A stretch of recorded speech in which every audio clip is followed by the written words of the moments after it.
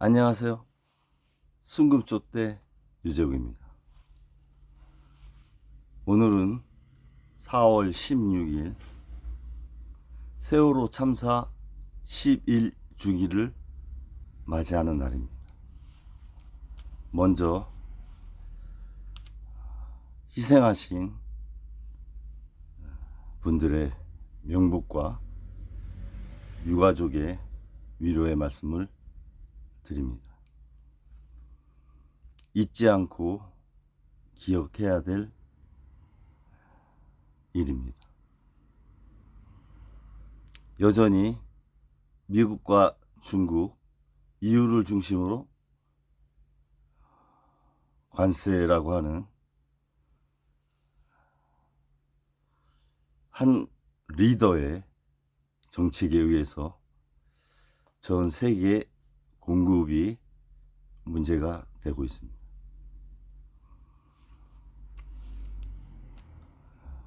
EU 같은 경우는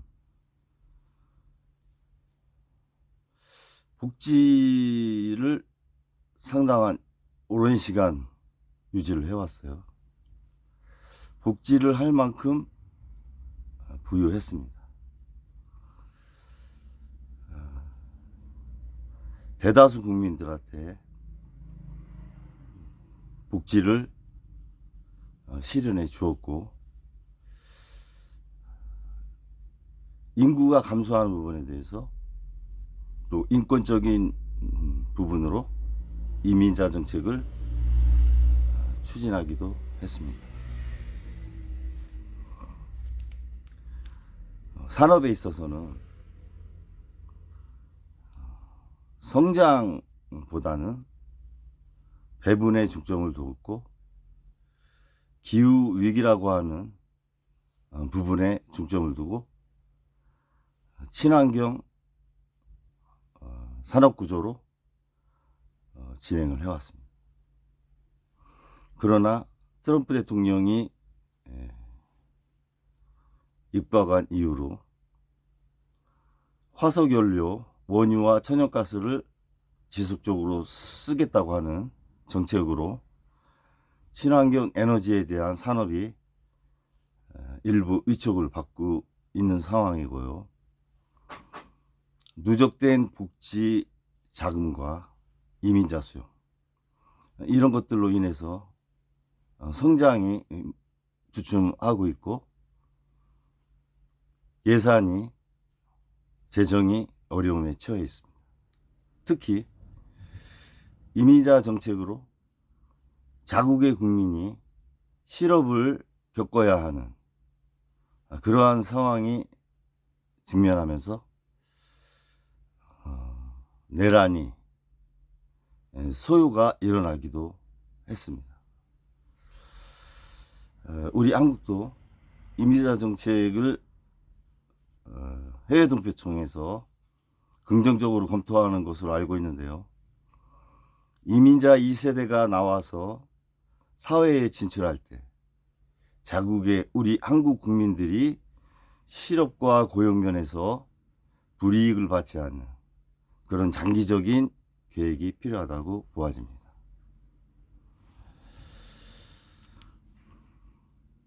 이유는 배분을 중심으로 왔음에도 불구하고 부동산이 많이 올랐습니다. 그래서 더 어렵습니다. 절대빈곤의 약 20%가 노출되어 있고, 외국으로, 미국으로 많이 사람들이 이동도 하고 있습니다. 또한 러우 전쟁으로 인해서 러시아의 위협을 동유럽 국가, 핀란드, 불가리아, 우크라이나, 헝가리, 북유럽 3국, 덴마크, 이런 나라들은, 서유럽, 동유럽 나라들은 안보의 위협을 느끼고 있습니다. 서유럽 나라들은 그나마 거리적으로 떨어져 있어서 시간적인 여유가 있기 때문에 일정 부분 기간을 두고 군비를 생각을 하고 있는 것 같습니다. 미국이 EU에 대해서 미온적인 태도를 보이고 있기 때문에 군사적인 면에서 자주국방을 목표로 8천조 달러 정도의 국방 예산을 EU 집행위원회에서 폰데어 라이엔 집행위원장이 추진을 하고 있습니다. 반면 중국은 미국의 중심적인 타격이 대상이 되고 있죠. 어떻게 보면 전 세계를 향해서 보편관세, 상호관세 이렇게 부과하고 있지만 결국은 중국을 타겟으로 하는 거다 이렇게 보고 있고요. 미국에 대해서 상호 보복관세를 하고 있는 나라는 중국밖에 없습니다. 그런 면에서 미중 갈등은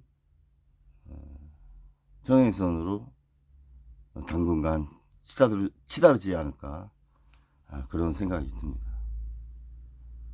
이러한 미국, 중국 간의 갈등의 상황에서 한국이 갖고 있는 포지션, 정치나 경제 여러 가지 산업 분야에서 포지션을 한번 생각을 해봐야 됩니다.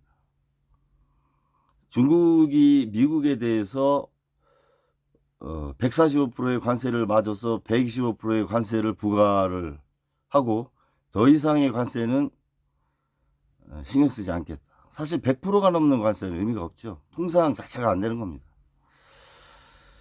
그 이후에 이제 중국이 취할 수 있는 것은 저는 한 6가지 정도로 생각을 해봅니다. 중국이 보잉사를 통해서 뭐 여객기라든가 이런 비행기를 구매를 하고 있죠. 규모가 크죠, 비행기는. 그런 전략적 비행기를 뭐 구입 중단을 한다든가, 할리우드 영화를 차단해서 상영을 금지한다든가, 히토류를 수출 금지한다든가, 이런 부분들도 일부 언론에서 보도가 나오고 있고 실질적으로 진행이 되고 있는 걸로 알고 있습니다. 또 미국산 농산물을 가장 많이 수입하는 나라가 중국입니다. 농산물 수입을 금지를 할 수도 있습니다. 위안화 가치를 지금 달러당 7.2위안인데요. 뭐 12위안대로 급속 평가절하시킬 수도 있습니다. 관세를 희석화시키기 위해서. 그랬을 경우에는 동남아시아, 특히 한국 같은 경우 중국의 수출 비중이 약 20% 되죠. 동반 하락할 수 있다. 그 부분에 대한 관리도 중요하다. 이런 생각이 듭니다. 그리고 중국이 미국의 국채를 한 7천억 달러 갖고 있죠. 주식이나 기타 금융상권이 1조 5천억 달러, 2조 달러 정도 갖고 있어요. 채권은 7천억 달러 정도 갖고 있습니다.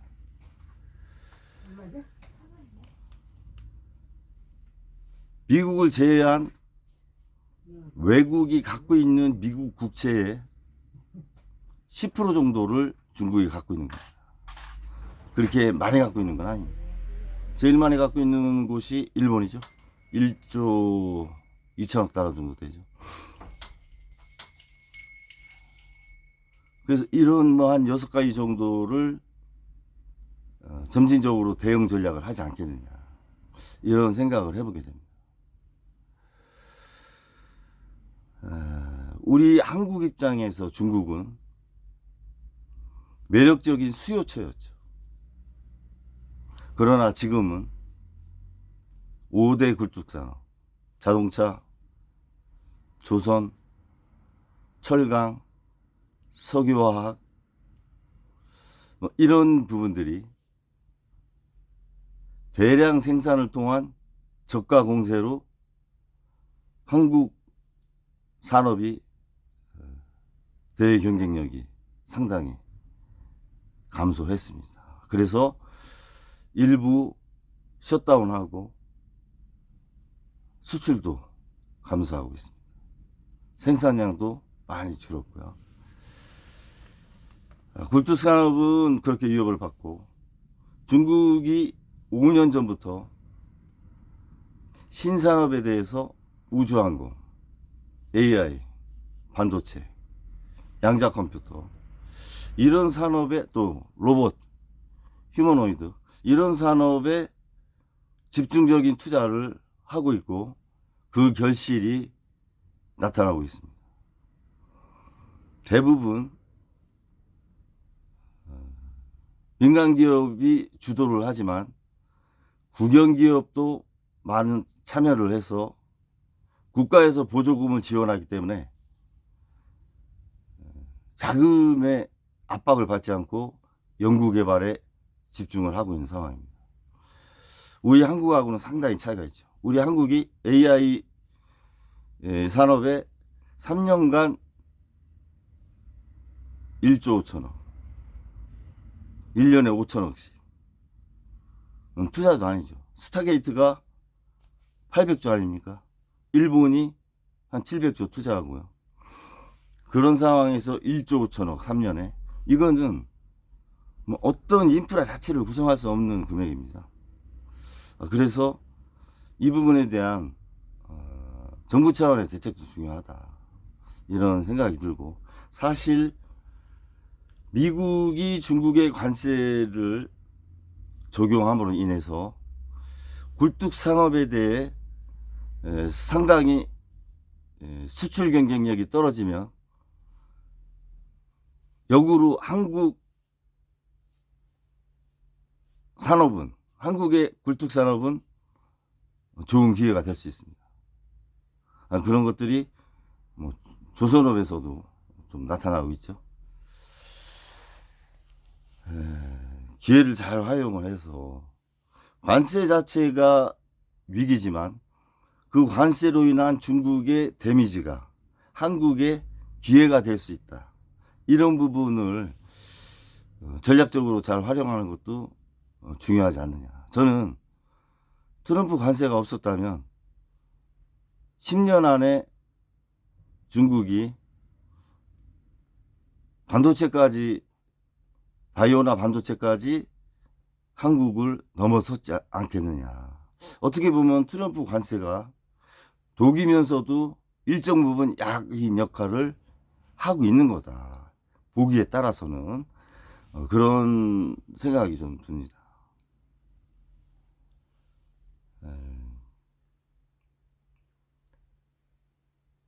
동남아시아를 중심으로 3개국을 순방하고 있죠. 베트남, 말레이시아. 미국의 관세에 함께 하자, 그런 부분이고, 중국이 같이 하고 싶은 나라라고 하고 할까요? 그런 곳이 세 곳입니다. EU, 일본, 그리고 한국입니다. EU에는 독일이 있습니다. 결국 독일, 일본, 한국 세 곳 다 어떤 국가예요? 세계 3대 제조 강국입니다. 이 세 나라와 공조를 한다면 미국에 대항할 수 있다, 이런 생각을 할 수 있어요. 그런 면에서 긍정적인 관계를 보일 것이다, 중국이 우리 한국한테. 반면에 미국과는 동맹이지 않습니까? 트럼프 정부를 설득을 잘해서 지금 조선업에 상당한 호의를 갖고 있죠. 그런 쪽은 위기를 살리고, 나머지 부분에 대해서는 이해를 시키고 한국이 발전하면서 미국이 같이 발전할 수 있는 그런 상황이다라고 하는 부분으로 접근을 해서 관세 충격에서 좀 자유로운 그런 협상이 되기를 기대합니다. 지금 알래스카 송유관을 두고 한덕수 권한대행이 미국 실무단하고 협의를 이렇게 하는 거로 보도가 나오고 있는데요. 단독으로 사업을 진행하면 안 됩니다. 알래스카가 라니뇨 현상, 엘니뇨 현상으로 세계가 뜨거워지고 비화가 녹고 있기 때문에 송유관이 주저앉고 있습니다. 옛날에 했던 송유관이 주저앉았어요. 그런 거에 대한 기술적인 거, 미래를 내다봐야 되고, 그러한 큰 프로젝트에 참여할 때는 단독으로 참여하면 안 됩니다. 일본, 독일, 컨소시엄을 형성해서 연대 보증을 갖고 참여를 해야 됩니다. 그리고 거기에서 발생한 수익, 투자 자금에 대한 회수, 수익률이 명확하게 규정이 돼야 됩니다. 저는 지금 한덕수 권한대행이 그러한 국가 대 프로젝트에 협상을 하는 것은 조금 미루는 것이 낫지 않느냐, 이런 생각이 듭니다. 사실 윤석열 정권 2년 반 동안 한덕수 국무총리가 외교나 안보, 경제, 사회, 문화, 국민의 인권과 생명에 대해서 보여준 게 뭐 하나 있습니까? 의료대란 났을 때 총리로서 보여준 거 있어요? 방관했지 않습니까? 내란 때도 방관하고 위기관리 능력 자체가 없잖아요. 그리고 지금 AI 시대에 본인이 외교와 경제를 했기 때문에 그쪽의 전문가다? 세상이 변했어요. 본인은 이미 2세대 전에 실무자였습니다. 지금은 시대정신을 한덕수 총리가 제시하고 있습니까? 오히려 내란을 보호하고 있지 않습니까? 왜 권한만 행사하고 의무는 행사하지 않아요? 저는 한덕수 국무총리가 그 자리 버겁고 자리에 맞지 않는다고 생각합니다. 그렇기 때문에 알래스카 송유관에 대한 협상 차기 정부로 보류를 하는 것이 맞다, 이런 생각이 듭니다. 최상무 기재부 부총리 윤석열 정권 들어오자마자 탈주하고 본인이 보여준 게 뭐 있어요? 경제 정책에 대해서 3년 연속 세수 결손, 세수 예측 실패, 추경은 1원도 안 하고, 시장이 어렵고 실패했으면 국가 재정이 일정 부분 나서는 게 맞는 거 아닙니까? 시장이 실패했는데 그냥 방관하고 있었잖아요. 내란 동안에 본인이 보여준 모습이 뭐예요? 미국 국채를 2억 원어치나 사요? 환율 관리해야 될 당사자가? 그런 반국가적인 행위, 반국민적인 행위를 하지 않았습니까? 책임의 시간이 반드시 올 것이다, 그런 생각이 듭니다. 현 한덕수 권한대행 체제는 알래스카 협상 저는 보류를 해서 차기 정부로 넘겨야 된다, 이런 말씀을 드리고 싶습니다. 유럽이 가난해지고 힘든 것은 결정적으로 소련에 집중적으로 의존한 에너지 문제가 가장 큽니다. 그래서 물가가 올랐고 부동산도 오르고 20, 30%의 저소득층은 살 수가 없는 거예요. 한전이 한국전력이 부채가 200조예요.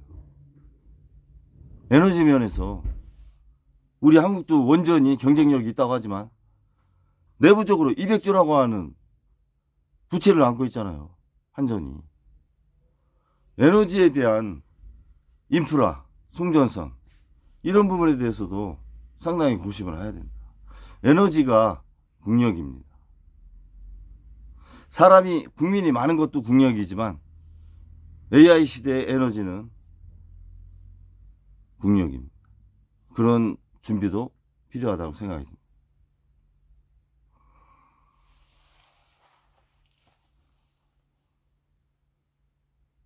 미국이 아무리 강하고 최대 세계 소비시장이라고 하더라도 중요한 건 지도자의 의사결정이 아닌 겁니다.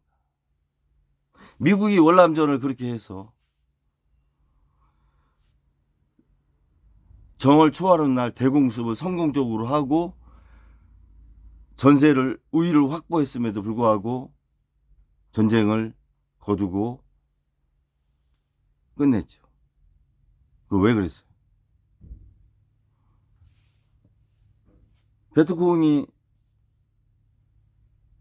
미국 대사관을 점령했지 않습니까? 그것을 본 미국 시민들이 왜 전쟁을 해야 되냐, 거기 가서. 그런 국민의 여론이 대다수로 일어나기 시작한 겁니다. 그래서 철수를 한 거예요. 이번 관세 정책도 민주당 샌더스 상원의원 중심으로 50개 주에서 한 1250곳 정도 약 100만 명이 시위를 하고 있는데, 그거를 떠나서 중요한 건 국민의 마음입니다. 국민의 마음이 돌아서면 지도자가 아무리 헌법적인 권한을 주어졌어도 국민의 마음에 반하는 의사결정을 할 수는 없는 겁니다. 그거는 시진핑도 예외가 아니에요. 아무리 공산주의 국가고 계획경제라고 하더라도 국민의 마음을 저버리는 지도자는 리더십을 발휘할 수 없는 겁니다. 공동체에서 가장 중요한 것은 리더의 개인성입니다. 지금 미국이 문제가 아니라 트럼프가 갖고 있는 리더십의 개인성이 문제가 아닙니까, 사실은? 그리고 시진핑이 갖고 있는 시진핑의 개인의 리더십, 그 부분이 지금 문제가 되는 거 아닙니까? 우리 한국 불법 위헌 비상계엄과 내란이 왜 일어났습니까? 지도자, 대통령이라고 하는 한 사람이 갖고 있는 불완전하고 무도덕하고 무능하고 무책임한 개인성에서 나타난 거 아닙니까? 그것이 집단지성을 한 번에 몰살을 시키는 거 아닙니까?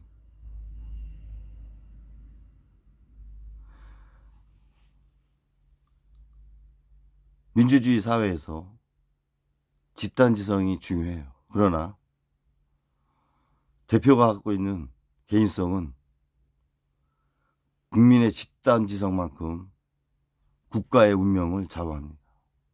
그래서 이번 48일 후에 실시가 되는 차기 대통령 선거가 중요한 겁니다. 저는 정책 경쟁을 하시고 미래를 위한 대한민국, 미래 세대를 위한 정책, 이런 부분으로 선거가 치러지길 기대하면서 미중 갈등 사이에서 또 일본과 EU와 브릭스라고 하는 그러한 블록화된 세계에서 한국이 공급과 공급자 중심에서 수요와 수요자를 바라보지 않고 공국과 공국자 중심의 일방적인 정책으로 치닫고 있는 트럼프 정부의 대응을 잘 하시길 기대를 합니다.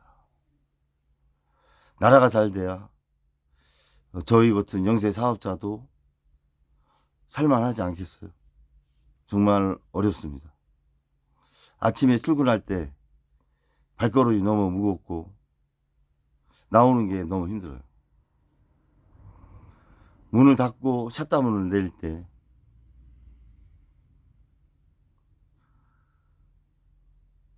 어두워지는 스산한 거리가 두려워집니다. 그게 현장의 영세 자영업자의 현실입니다. 내일 돌아오는 공과금, 내일 돌아오는 거래처 대금, 이런 부분들,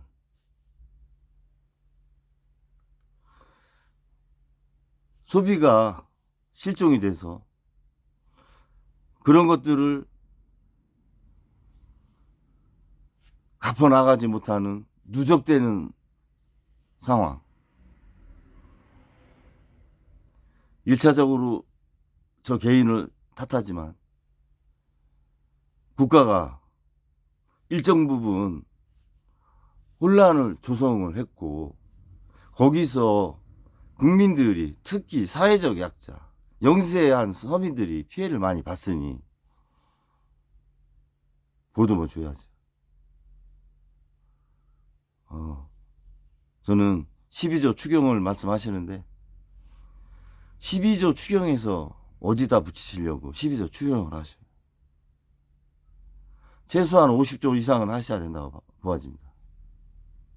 부동산의 정책 금융으로 해준 것만 4천조가 넘었어요. 그 선거 때마다 부동산 안 떨어뜨리려고 건설 경기 부양해서 경제 성장률 높이려고 얼마나 많이 부동산에 그렇게 디딤돌 신생아 정책금융 많이 해줬습니까? 전세자금 대출 보증해주는 데가 우리나라밖에 없어요. 전세자금 보증도 그걸 해줘야 되나요? 허구가 지금 안고 있는 게 그것만 해도 엄청나요. 전세자금 보증만 해도. 그게 아킬레스건이다. 그러니까 갭투자가 생기는 거 아니에요. 서민들을 위해서는 물론 보증을 서주면 좋지만 그걸 악용하는 사람이 있지 않습니까? 그러면 그런 것들에 대한 규제를 세심하게 하셔야죠. 부동산에 너무 많은 돈을 그렇게 하지 마시라. AI에 1조 5천억을 3년에 5천억, 1년에 5천억씩 하면서 부동산에 4천조씩이나 투자를 해요. 몇 년 동안. 그래서 허공에 떠있는 40평 아파트가 60억 하는 게 말이 됩니까? 그게 정상적인 나라예요.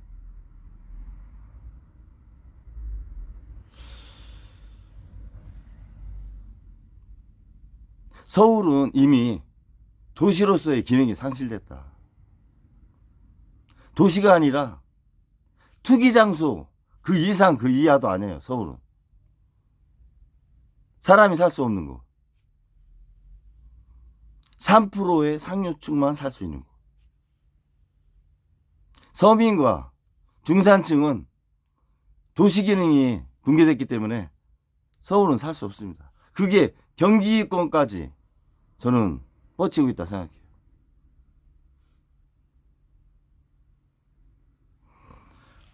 아무튼 지방도 활성화 시켜주시고 국토가 균형 발전할 수 있도록 다음 정부는 여러 가지 민생에 점검을 하시면서 서민을 보는, 국민을 바라보는, 민생을 생각하는 그런 정부가 되기를 희망하면서 방송을 마치겠습니다. 감사합니다.